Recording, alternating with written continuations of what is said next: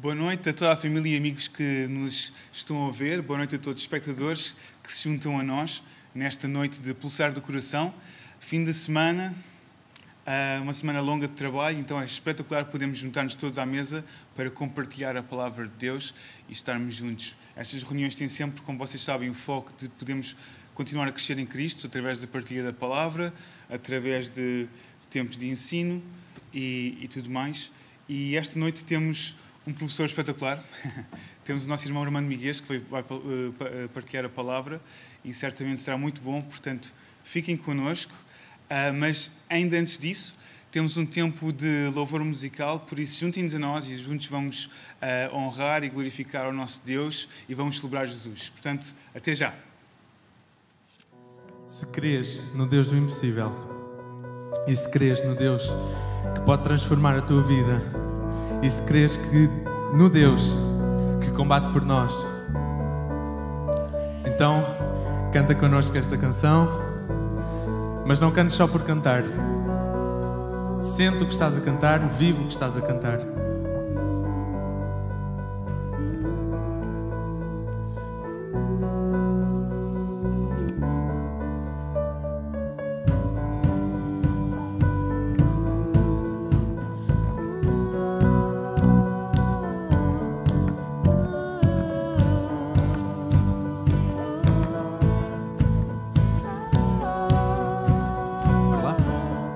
Deus combate por nós, vence as trevas por nós, ilumina o reino, reino inabalável. No nome de Jesus, vence o inimigo.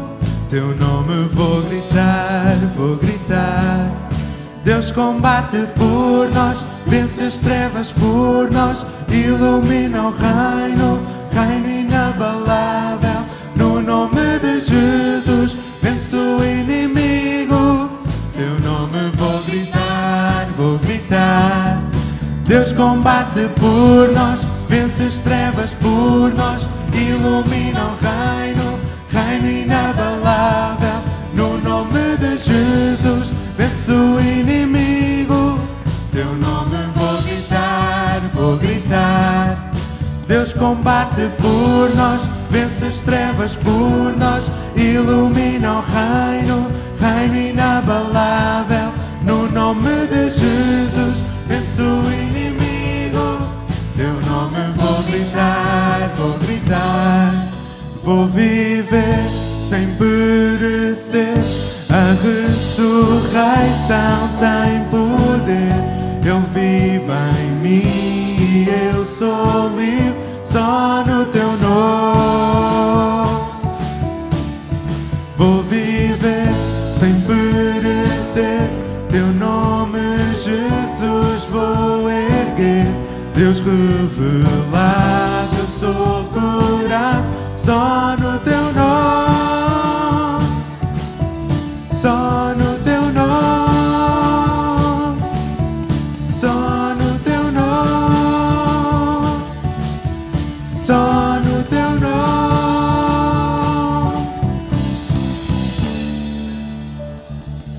Amém. Boa noite, caros irmãos e todos aqueles que nos visitam nesta noite, nesta página do Centro Cristão Vida Abundante de Lisboa. Após uma semana de trabalho, nós estamos hoje juntos novamente nesta noite do Pulsar do Coração. Quero agradecer o convite que me foi endereçado para hoje trazer a palavra de Deus e antes de o fazermos, nós vamos ter uma palavra de oração. Pai, obrigado por esta semana. Obrigado pela Tua presença nas nossas vidas. Obrigado pela vida abundante em nós. Obrigado, Senhor, porque em tempos duros como estes, nós acreditamos que estamos protegidos por Ti e os Teus anjos se acampam ao nosso redor. Tu nos guardas, nos ajudas, nos proteges. E, Pai, nesta noite, eu oro por cada um daqueles que nos está a ver, por todos aqueles que estão a assistir, por toda a Igreja Vida Abundante, todos aqueles que estão a passar por problemas. Nesta noite eu oro. E que esta palavra possa ser refrescante, possa ser curadora para nós e nos abençoe e nos ajude a nós entendermos aquilo que nós podemos ser neste mundo tão duro e difícil que estamos a viver, Pai. Nesta noite nós nos alegramos em Ti e nós Te damos graças e louvores em nome de Jesus. Amém. Eu quero trazer-vos nesta noite uma palavra que está em Apocalipse 3. Vou falar-vos sobre a carta lá à Odisseia. Mas antes de entrarmos propriamente no assunto, eu queria fazer uma pequena introdução e dizer-vos que o livro de Apocalipse, ele significa... Apocalipse, a palavra Apocalipse no grego significa revelação. E nós muitas vezes temos o preconceito de associarmos Apocalipse a desgraças, a catástrofe, ao fim do mundo, ao fim dos tempos, mas na verdade o livro de Apocalipse é a revelação. E aquilo que o livro de Apocalipse nos revela e traz até às nossas vidas é que mostra Jesus como um vencedor, a quem é devida toda a glória, toda a honra e todo o louvor. O Apocalipse não é um livro de adivinhação do futuro, nem do fim do mundo. E muita gente, por tentativas, tenta adivinhar o fim do mundo, mas fiquem descansados que não é nenhum homem ou mulher que vai adivinhar o fim do mundo. Este livro de Apocalipse é uma mensagem de ânimo e exortação para os cristãos da época que estavam a sofrer e mesmo também para nós e para os cristãos dos séculos vindouros, uma mensagem de esperança e de direção. O primeiro capítulo é a chave para nós entendermos o que é o livro do Apocalipse. O Apocalipse é escrito por João, que está exilado em Patmos. E o anjo do Senhor que visitou a João e trouxe esta mensagem, ele escreveu-a, e não esqueçam que para essa mensagem sair da prisão, nem sempre João poderia dizer abertamente a quem é que se estava a referir. Ele não podia dizer, cuidado, porque o Império Romano isto, ou o Imperador aquilo, e, portanto, ele teria que usar algumas outras palavras também. Mas, sobretudo, este livro do Apocalipse nos mostra aquilo que Jesus quer falar às 7 igrejas e ele quer também transmitir a cada um de nós. Eu vou ler apenas alguns versículos do capítulo 1 do Apocalipse, que são uma introdução para aquilo que Jesus irá falar mais à frente. O capítulo 1 diz, verso 1, revelação de Jesus Cristo que Deus deu para mostrar aos seus servos o que em breve há de acontecer. Ele enviou o seu anjo para torná-la conhecida ao seu servo João. Depois, no verso 5, Jesus Cristo que é testemunha fiel, o primogênito dentre os mortos e o soberano dos reis da terra. Ele que nos ama e nos libertou dos nossos pecados por meio do seu sangue e nos constituiu reis e sacerdotes para servir a seu Deus e Pai. A Ele, Jesus Cristo, sejam dadas de glória e poder para todo o sempre. Amém. Verso 8. Eu sou o Alfa e o Ômega, o princípio e o fim. Diz o Senhor Deus, o que é, o que era e o que há de vir, o Todo-Poderoso. Verso 18. Sou aquele que vive. Estive morto, mas agora estou vivo para todo o sempre. E tenho as chaves da morte e do Hades. Escreve, verso 19, escreve, pois, as coisas que vês, tanto as presentes como as que estão por vir. Verso 20 e termina. Este é o mistério das 7 estrelas que viu na minha mão direita e dos 7 candelabros. As 7 estrelas são os anjos das 7 igrejas e os 7 candelabros são as 7 igrejas. O contexto desta época é um contexto de perseguição.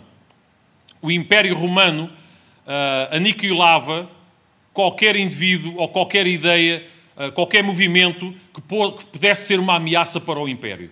E há uma perseguição, os irmãos sabem, e nós lemos e sabem pela história, e sabem a partir do momento que Jesus Cristo sobe ao céu e a Igreja primitiva continua a reunir-se, há uma perseguição atroz a todos os cristãos. E isso durou até ao século IV, até o ano de 313, quando Constantino decretou a liberdade religiosa. E os romanos não aceitavam nada mais que o seu panteão de deuses. Os romanos tinham muitos deuses. Júpiter era o senhor dos céus, digamos, o deus principal. Por exemplo, Saturno era o deus da agricultura, Baco era o deus do vinho e da libertinagem sexual, entre outros. E os cristãos, a Igreja, pregava tudo ao contrário. A Igreja e todos os cristãos que começaram a espalhar-se por todo o Império Romano pregavam o quê?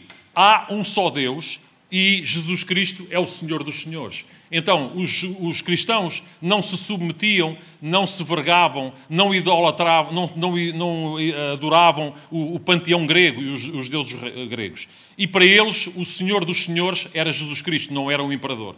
Então, há uma perseguição muito grande, atroz. Os cristãos pagavam com a vida a sua fé e o facto de convidarem pessoas para ouvir o Evangelho, ou seja, fosse nas catacumbas, fosse nas casas particulares, às escondidas, os cristãos cresceram debaixo de uma enorme perseguição. As cartas para as igrejas daquele tempo têm também um significado para as igrejas de hoje e para cada um de nós. Há dois objetivos nestas cartas às 7 igrejas. O primeiro objetivo era comunicar com as igrejas e falar às suas necessidades naquele momento específico de crescimento, mas também de violenta perseguição a cada uma delas. Todas as igrejas sofriam perseguição. Mas cada igreja, na sua especificidade, nas suas características, cada igreja tinha situações diferentes. E é isso que a palavra de Deus nos mostra no capítulo 2 de Apocalipse e capítulo 3. E eu vou, muito resumidamente, mostrar-vos. À igreja de Éfeso, Apocalipse 2, 1 a 7, a igreja que tinha abandonado o seu primeiro amor. À igreja de Esmirna, Apocalipse 2, verso 8 ao 11, a igreja que sofria ou ia sofrer uma perseguição. Terceira igreja, Pérgamo, Apocalipse 2, 12 a 17, a igreja que precisava de se arrepender. Quarta, Tiatira, Apocalipse 2, 18 a 29, a igreja que tinha uma falsa profetisa no seu meio. Quinto, a igreja de Sardes, Apocalipse 3, 1 a 6, a igreja que tinha adormecido. Sexto, a Filadélfia, Apocalipse 3, 7 a 13, a igreja que sofreu pacientemente.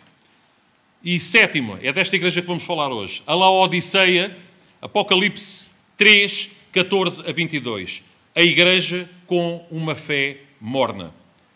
E eu pergunto, meus irmãos, quem dentre nós, eu próprio, quem dentre nós nunca se situou numa situação como estas 7 igrejas estiveram? Todos nós já passámos. Houve momentos em que nós sentimos que abandonámos o primeiro amor, houve momentos que sentimos perseguição, houve momentos que nós precisamos de nos arrepender, houve momentos em que nós ouvimos falsas profecias, houve momentos em que nós adormecemos na fé, houve momentos em que nós sofremos pacientemente o dano e houve momentos também em que muitas vezes a nossa fé ficou morna. E é disto que eu quero falar nesta noite e quero trazer até vós a palavra de Deus nesta noite. Há uma coisa que é comum, é que Jesus, na carta que diz às igrejas, ele diz: eu conheço as tuas obras. E o grande elogio, por exemplo, que Jesus faz à igreja de Filadélfia, ele diz: conheço as tuas obras, eis que diante de ti pus uma porta aberta e ninguém a pode fechar. Tendo pouca força, guardaste a minha palavra e não negaste o meu nome. Este é o grande elogio à igreja de Filadélfia. Mas Jesus diz isto a todas as igrejas: eu conheço as tuas obras. Então, quando nós nos colocamos na presença de Deus, nós temos que ter consciência, eu tenho que ter consciência, cada vez que nós estamos na presença de Deus, e desde o momento em que nós nos levantamos até à noite e nós dormimos, etc., Jesus conhece as nossas obras. Não há nada na nossa vida que esteja encoberto aos olhos de Jesus Cristo. E nesta noite, se nos estás a ouvir, e se estás a ouvir a mensagem desta noite, pensa. E se precisas ter um relacionamento com Cristo, pensa que nesta noite Jesus conhece as tuas obras, Jesus conhece a tua vida, não há nada que lhe esteja encoberto, nada que esteja escondido. Apenas terás que abrir a tua vida e deixar Jesus entrar no teu coração. E a carta a Laodiceia, aquilo que Jesus vê é estagnação. E nós vamos ler capítulo 3, verso 15. Conheço as tuas obras. Não és frio nem quente. Era melhor que fosses frio ou quente. Assim, porque és morno, não és frio nem quente, vomitar-te-ei da minha boca. Dizes: estou rico, adquiri riquezas e não preciso de nada. Não reconheces, porém, que és miserável, digno de compaixão, pobre, cego e que estás nu. Dou-te este conselho, diz Jesus.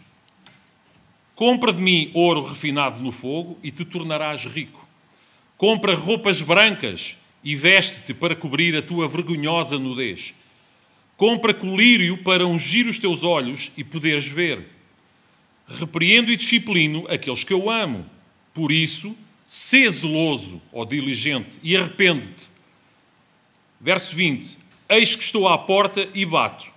Se alguém ouvir a minha voz e abrir a porta, entrarei e cearei com ele e ele comigo. E é muito engraçado, é fantástico. Eu estava a ler estas cartas às 7 igrejas, e no caso concreto aqui da Laodiceia, nós podemos perceber que estas são palavras de Jesus. Vocês lembram-se, nos Evangelhos, Jesus usava parábolas, usava imagens, uma semiótica, uma simbologia, para muitas vezes trazer ensino. E vocês lembram-se da parábola da sementeira, e o facto de Pedro ir buscar uma moeda à boca de um peixe. Há muitas simbologias naquilo que Jesus fazia. E é muito interessante nós vermos que Jesus está a usar exemplos muito concretos à igreja de Laodiceia, e eu vou-vos explicar porquê. Laodiceia não tinha abastecimento de água própria, mas os romanos, todo o Império Romano, quem for visitar ruínas do tempo dos romanos, vê que havia uma grande preocupação em ter os banhos públicos, havia uma grande preocupação em canalizar a água. Parece, quem já foi à Madeira ou aos Açores, aquelas levadas de água levam água para longe. Os aquedutos, que ainda hoje existem do tempo dos romanos. Então, o que é que acontecia em Laodiceia? Acontecia que Laodiceia tinha... À sua esquerda tinha Hierápolis, os montes de Hierápolis, que era uma cidade que está nomeada, se os irmãos depois podem ver, em Colossenses capítulo 4, quando Paulo escreve o livro aos cristãos em Colossos, ele fala na cidade de Hierápolis. E a cidade de Colossos, à direita de Laodiceia. Então, Colossos tinha... Os montes ali onde estava a cidade de Colossos tinha águas frias. E Hierápolis tinha águas quentes. Então, as águas vinham para Laodiceia e as águas juntavam-se. Quando chegavam à cidade, a água vinha misturada. E a água ficava morna, ficava salobra, a água perdia a qualidade. Porquê? Porque a água que vinha de um monte, ou vinha do outro lado, ou de Colossos, ou de Hierápolis, quando chegava à Laodiceia, a água estava morna. A água não tinha qualidade para beber. Então, o que Jesus Cristo diz é: eu prefiro que as águas fossem ou frias ou quentes. Em outras palavras, a água que chegava à Laodiceia não estava quente, como as águas medicinais, curativas, como as águas quentes de Hierápolis. Nem estavam, muito menos, refrescantes, como as águas puras, frias, refrigerantes das águas de Colosso. Por isso, Jesus dá este exemplo para a igreja perceber o que é que Jesus está a chamar-lhes a atenção.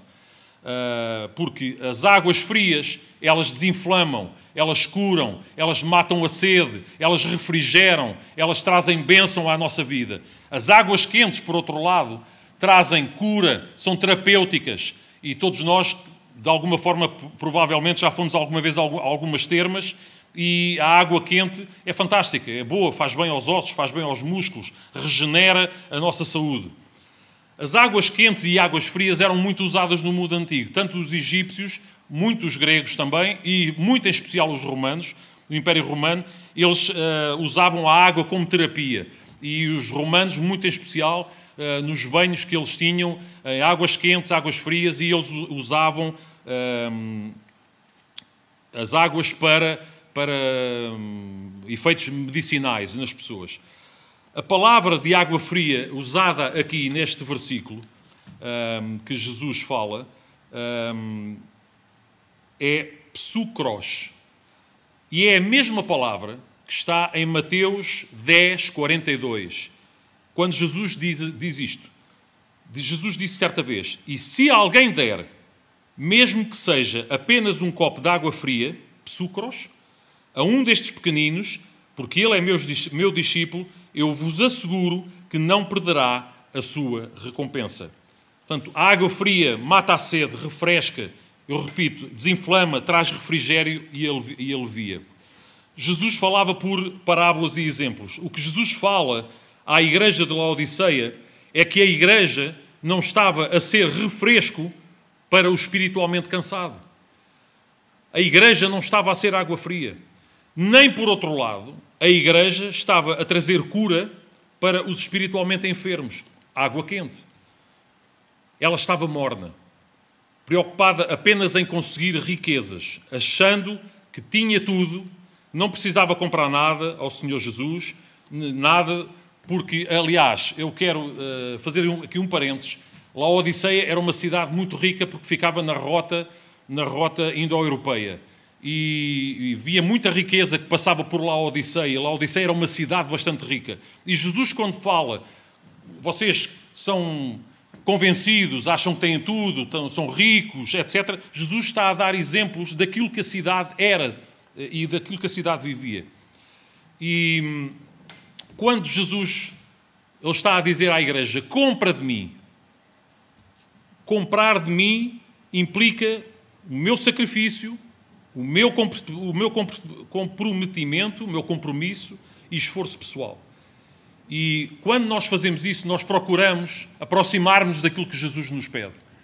E quando Jesus me está a dizer a mim, compra de mim isto, aquilo ou aquilo outro, aquilo que Jesus está a pedir a mim é que eu me aproxime, eu ponha em prática aquilo que Jesus diz.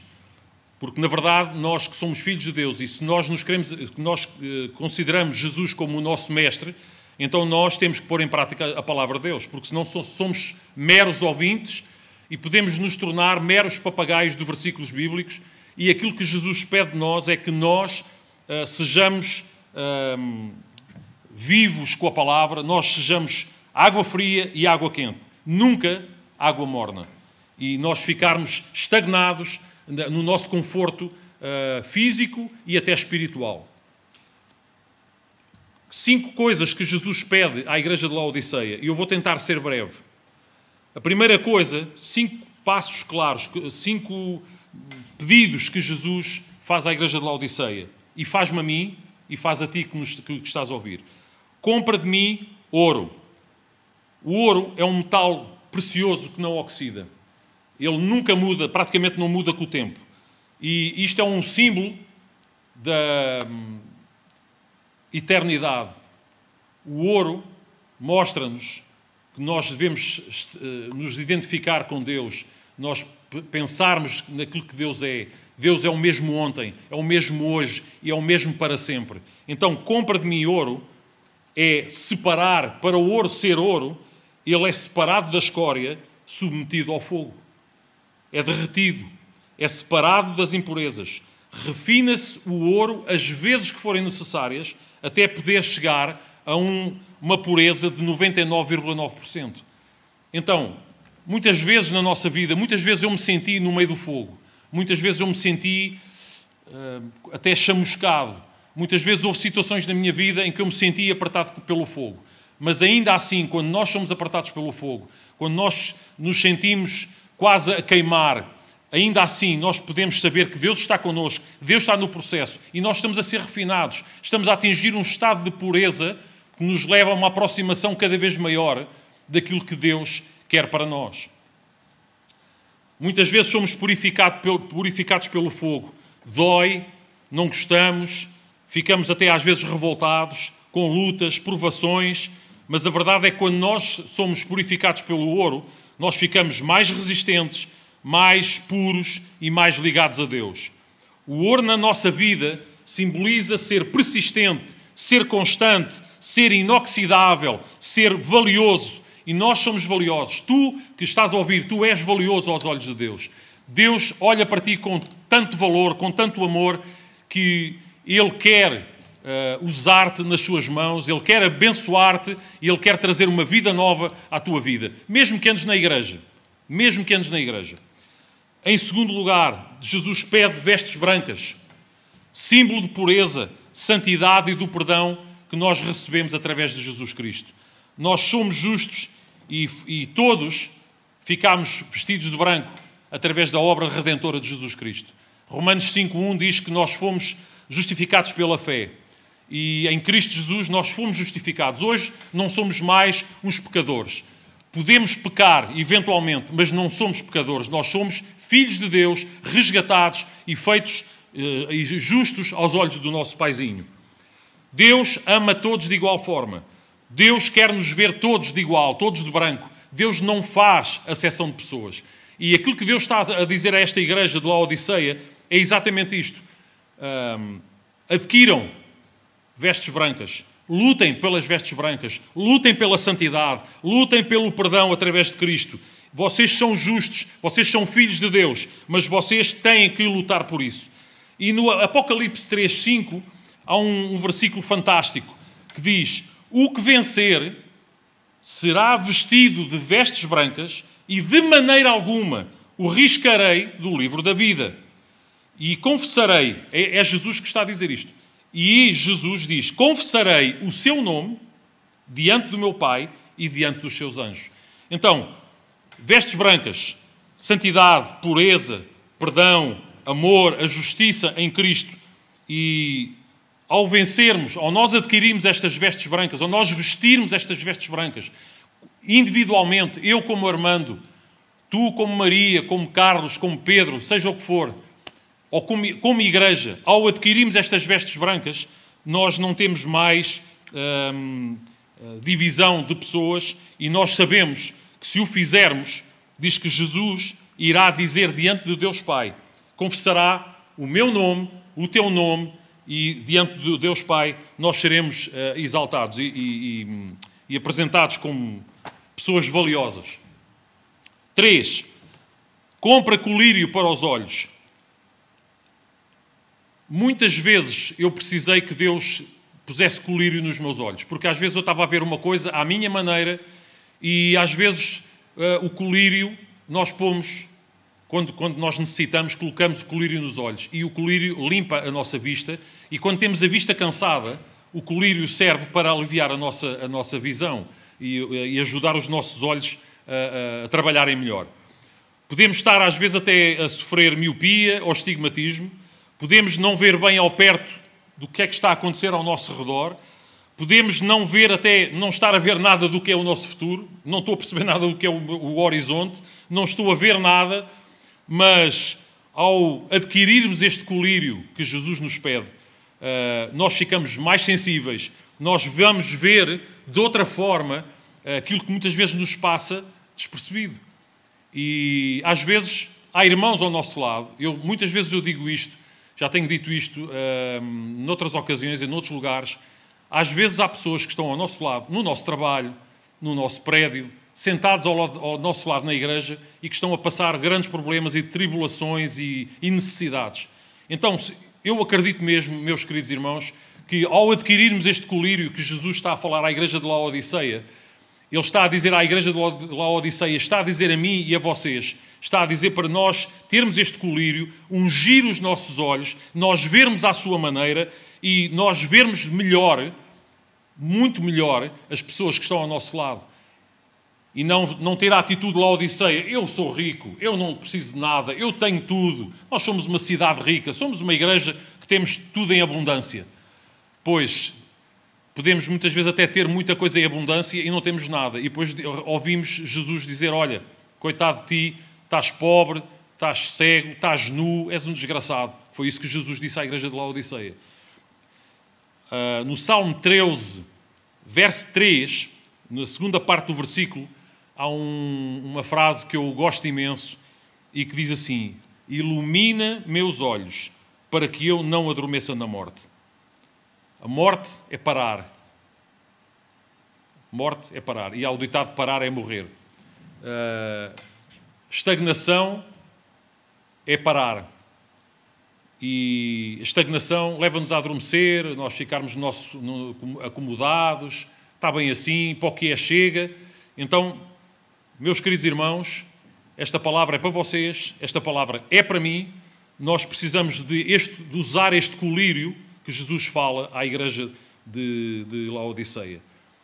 Por último, Jesus faz uma exortação à igreja. Sê zeloso ou diligente. O zelo é uma dedicação, é um cuidado intenso. Davi dizia que o zelo de Deus que o consumia. E o que é que isso quer dizer? Quer dizer que é alguma coisa que está dentro de nós que nos consome. Se eu tenho zelo pela minha família, eu faço tudo pela minha família. Se eu tenho zelo no meu trabalho, eu sou um bom empregado, eu sou um bom funcionário. Se eu tenho zelo na minha igreja, eu não aceito as coisas mais ou menos bem. Eu quero, porque temos zelo, queremos fazer as coisas o melhor possível. Eu muitas vezes digo isto, quando era jovem, na igreja, no início da igreja, eu comecei a cantar no coro aos 13 anos e a tocar violino na altura, e aquilo que nos era dito, eu já disse isto muitas vezes, aquilo que nos era dito era passada esta mensagem: ó meu amigo, isto é para o Senhor. E não havia mais conversa. Se é para o Senhor, está tudo dito. Não é para o Armando, não é para o pastor A, B ou C, é para o Senhor. Se é para o Senhor, então é para fazer mesmo o melhor que nós pudermos e nós conseguirmos com tudo o que nós sabemos e podemos fazer. Ser interessado, diligente, ser interessado, fazer bem feito, procurar refrescar, procurar acrescentar, procurar a excelência. Zelo pelos mandamentos de Deus. A palavra de Deus diz que os seus mandamentos não são pesados. E em 2 Coríntios, capítulo 8, verso 21, diz assim: pois zelamos do que é honesto, não só diante do Senhor, mas também diante dos homens. Então, este zelo, esta diligência, é para o fazer na casa do Senhor, é para o fazer para o Senhor, mas é para o fazer também diante dos homens. Onde quer que nós estivermos,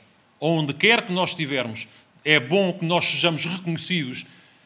Este Armando, este rapaz, este senhor, este jovem, esta senhora é uma excelente funcionária, é uma excelente vizinha, é uma pessoa fantástica, etc. E as pessoas perceberem e verem em nós o caráter e a personalidade e o agir de Cristo. E Jesus está a chamar a atenção da Laodiceia neste aspecto. E por último, para terminar, muito importante, isto mexe com o meu coração. Abre a porta para sear. Jesus está a dizer à Laodiceia: olha, deixa-te de finesses, deixa-te de manias, que és rico, tens tudo, etc, etc. Olha, abre a porta para sear. Eu vou sear contigo, eu quero estar contigo. Eu quero partilhar e desfrutar da tua presença e da comida. E Jesus, Ele ama isso. Nós vemos isso no Evangelho. Jesus passou muito tempo à mesa com os discípulos, à mesa, e por isso foi acusado de comilão e beberrão. Porque Jesus gostava da partilha, Jesus usava a mesa como uma forma de estar junto, de conversar, de ouvir, e as pessoas comiam e bebiam e estavam à mesa. E muita gente enchiam as casas para o ouvir e para estar com Ele. Partilha da presença de Cristo à mesa. E reparem naquilo que Jesus diz: se ouvires a voz e abrires a porta, Jesus diz isto: se ouvires a voz e abrires a porta, a tua vida, a tua casa, aquilo que tu tens, tudo aquilo que tu és, se abrires a porta, eu cearei contigo e tu cearás comigo. É isso que Jesus está a dizer a Laodiceia. Em Lucas 15, na célebre parábola do filho pródigo, o filho mais velho fica muito incomodado quando o filho mais novo chega à casa, depois de arrebentar com a herança, com tudo, e o pai, que é uma imagem do nosso Deus querido, do nosso Deus Pai amoroso, e o pai, perante a tristeza e a revolta do filho mais velho, o pai diz isto. E isto são palavras do nosso paizinho para nós: filho, tu sempre estás comigo e todas as minhas coisas são tuas. Em Jesus, a mesa é um lugar fantástico. Em Jesus, a mesa é um altar. É muito importante estarmos à mesa com Jesus, porque na mesa, quando nós estamos à mesa, nós temos duas coisas fantásticas. Nós somos servidos e nós podemos servir. Então, à mesa com Jesus Cristo, nós servimos na igreja, servimos onde quer que nós estejamos, no trabalho, em casa, na família, com os amigos, com a vizinhança do prédio, nós podemos servir. E também somos servidos.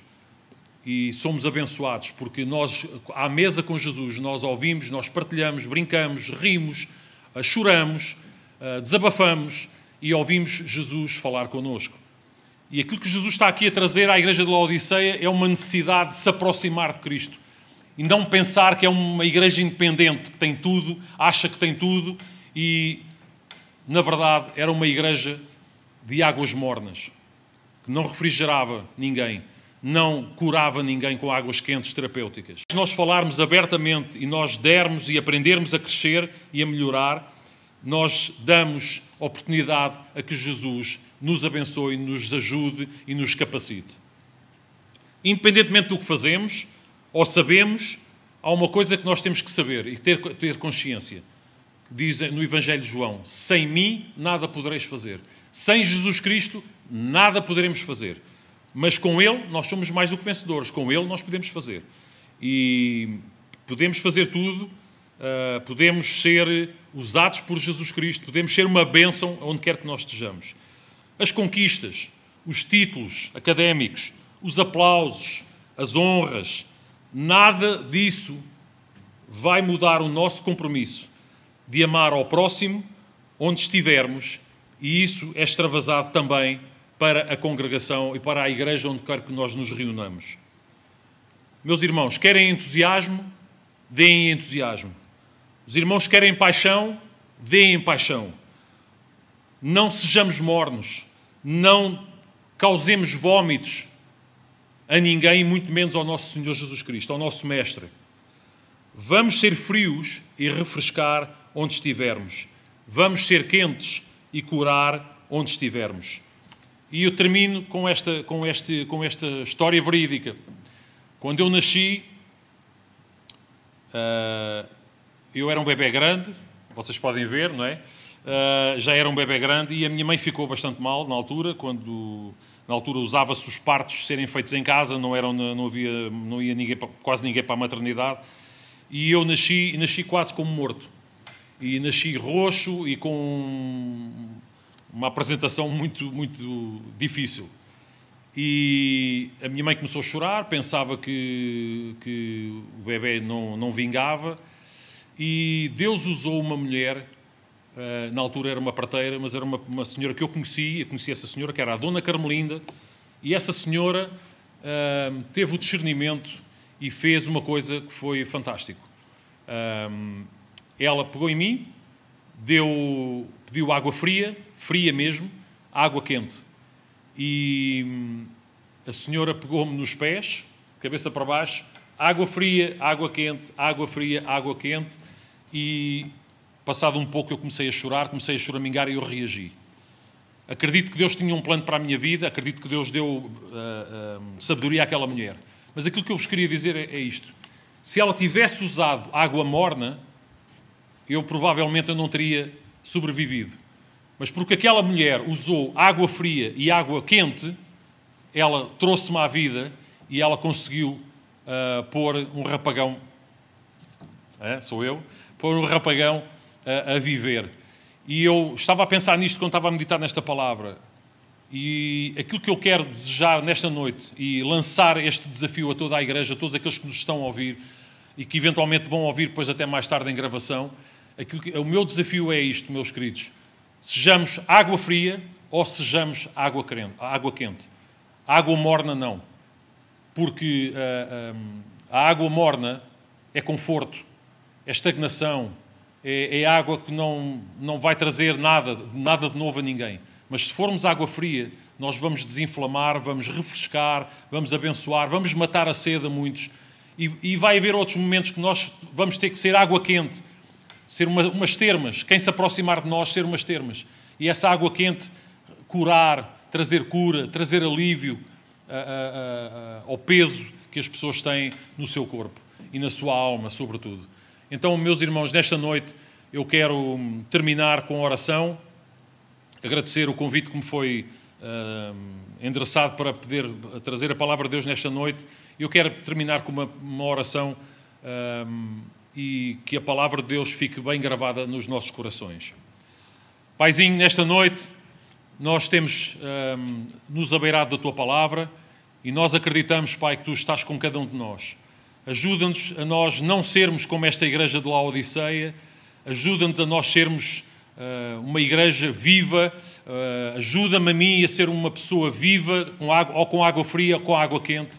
Ajuda a afastar de todos nós que ouvimos esta palavra toda a mornidão da nossa vida, todo o conformismo, todo o conforto, e ajuda-nos a saltar fora e a nós podermos adquirir ouro a Ti, Senhor, adquirir vestes brancas a Ti, adquirir o colírio para os nossos olhos e nós possamos caminhar uma outra vida plena, uma vida de bênção, de vitória, de crescimento e de riqueza, mas riqueza em Ti, Senhor. Nesta noite, eu oro por cada um dos meus irmãos, todos aqueles que ouviram esta mensagem, eu oro para que a Tua palavra ela possa ser de bênção e fortalecer a cada um de nós, Pai. Nesta noite, nós nos alegramos em Ti, em nome do Senhor Jesus. Nós Te exaltamos e glorificamos. A Ti toda a glória, toda a honra e todo o louvor, em nome do Senhor Jesus. Amém. Muito obrigado, Armando, pela palavra que trouxeste. Foi, sem dúvida, desafiante. E esse, no mesmo modo que tu deste, de viver com paixão e entusiasmo, sendo água fria que refresca quando é preciso e água quente que traz cura e terapia quando preciso, queríamos falar de Atos 2. Nós vemos em Atos 2 que a igreja estava reunida em Jerusalém no dia de Pentecostes e todos estavam reunidos naquele lugar, foram cheios do Espírito Santo. E Pedro, cheio do Espírito Santo, discursou para os habitantes de Jerusalém, confirmando o que Joel disse no Velho Testamento, no Primeiro Testamento, sobre o derramamento do Espírito, e também falou sobre quem Jesus é, Cristo, o ungido, o Senhor. No final disso, o povo perguntou em Atos 2:37, e eu passo a ler, ouvindo eles isto, que era isto o discurso de Pedro, que vem antes, compungiram-se em seu coração e perguntaram a Pedro e aos demais apóstolos: que faremos, varões e irmãos? E disse-lhes Pedro: arrependei-vos e cada um de vós seja batizado em nome de Jesus Cristo para perdão dos pecados, e recebereis o dom do Espírito Santo. Porque a promessa vos diz respeito a vós, a vossos filhos e a todos que estão longe, a tantos quantos Deus, o nosso Senhor, chamar. E com muitas outras palavras isto testificava e os exortava, dizendo: salvai-vos desta geração perversa. De sorte que foram batizados os que de bom grado receberam a sua palavra. E naquele dia agregaram-se quase 3.000 almas. Isto foi o pontapé de saída da igreja. Foi quando a igreja começou a crescer. E vejam bem como é que a igreja, desde o início, vivia. Isto são as marcas de o que é ser igreja. E verso 42. E perseveravam na doutrina dos apóstolos, e na comunhão, e no partir do pão, e nas orações. Em cada alma havia temor, e muitas maravilhas e sinais se faziam pelos apóstolos. Todos os que criam estavam juntos e tinham tudo em comum. Vendiam suas propriedades e fazendas e repartiam com todos, segundo cada um tinha necessidade. E perseverando, unânimes todos os dias, no templo e partindo o pão em casa, comiam juntos com alegria e singeleza de coração, louvando a Deus e caindo na graça de todo o povo, e todos os dias acrescentava ao Senhor à igreja aqueles que se haviam de salvar. Sem dúvida que temos aqui um exemplo incrível do que é ser igreja, de quais é que são as marcas de generosidade da igreja, de qual é que é o ADN da igreja, onde ninguém passa de dificuldades nem necessidades, porque aquilo que nós temos nós partilhamos. E queria-vos apresentar aqui uma equação. Eu chamo a equação dos 3 T's. 3 T's. Que é a equação de como podemos honrar outros. Com que meios nós podemos honrar e servir outros. Então os 3 T's são tempo, talento e tesouro. Tempo, como vocês sabem, é o único recurso não renovável que nós temos. Não é? O tempo que eu estou a investir neste momento para falar para vós eu tive de renunciar a outra coisa qualquer que eu podia estar a fazer para poder estar aqui e dar este tempo a esta casa e todos aqueles que estão a ouvir. E nós vemos que na igreja havia este de tempo. A igreja passava tempo de qualidade, em comunhão uns com os outros, conhecendo-se, aprofundando as raízes da amizade e os laços de afeto e amor. Vemos também o segundo T, de talento, servir com o melhor de nós, com as nossas competências, as capacidades, com os nossos talentos. E vemos isso também na igreja. Eles, ao viverem em comunidade, eles serviam-se e davam aquilo que tinham do seu melhor. Se eu sei, por exemplo, eu aqui nesta casa, muitos de vocês conhecem por cantar também no nosso grupo de louvor. É um dos talentos que eu tenho e eu tenho muita honra e prazer e acho que é um privilégio poder usar este talento para servir esta casa e servir-vos também a vocês. Mas há mais coisas que nós podemos fazer. Se eu sei cozinhar bem, eu se calhar posso me juntar e cozinhar para partilhar numa refeição com os meus irmãos. Ou se eu sou muito bom a administrar, posso ajudar uma pessoa que está com dificuldades financeiras porque não sabe administrar as suas finanças. E por aí adiante. E o outro T que eu falei, tesouro, é simplesmente aquilo que nós vemos aqui de que eles tinham tudo em comum. Eles vendiam as suas propriedades e fazendas e do que sobrava, daquilo que eles recolhiam disso, podiam partilhar para que todos vivessem bem e sem necessidade. Então, o tesouro é uma forma de nós amarmos, partilhando os nossos bens, de forma a que ninguém passe necessidade ou mendiga.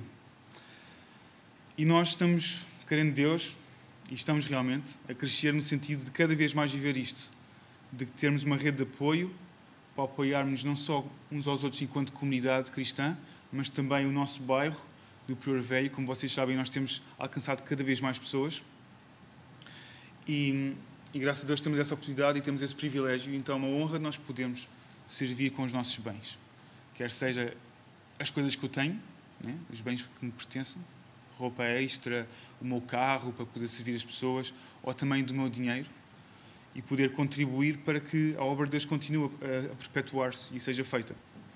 Em Atos 4, 32, 35, nós vemos algo muito interessante que novamente reforça isto, que é, continuando sobre como a igreja vivia no início. E era o coração e a alma da multidão dos que criam, e ninguém dizia que coisa alguma do que possuía era sua própria, mas todas as coisas lhes eram comuns. E os apóstolos davam com grande poder testemunho da ressurreição do Senhor Jesus, e em todos eles havia abundante graça. Não havia, pois, entre eles necessidade algum, porque todos os que possuíam herdades ou casas, vendendo-as, traziam o preço de que fora vendido e o depositavam aos pés dos apóstolos. Isto é, sem dúvida, um grande desafio, não é? Nós vivemos numa sociedade que é particularmente consumista e capitalista, então estamos um pouco distantes disto.